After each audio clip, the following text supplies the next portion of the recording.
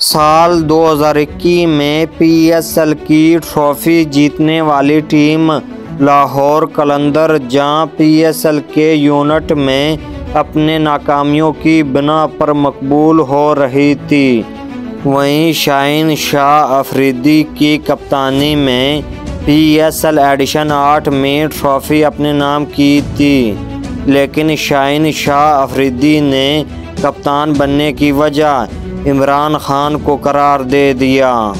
गैर मुल्की मीडिया को दिए गए इंटरव्यू में शाहीन शाह अफरीदी ने इमरान खान का शुक्रिया भी अदा किया।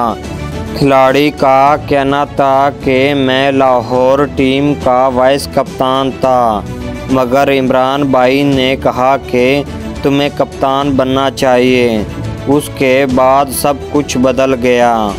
शाहीन शाह अफरीदी का मज़ीद कहना था कि मैं उनका शुक्रिया अदा करता हूं कि इन्होंने उस वक़्त मुझ पर भरोसा रखा, फिर मेरी कप्तानी शुरू हुई, वरना उस वक़्त मुझे कोई शौक़ नहीं था।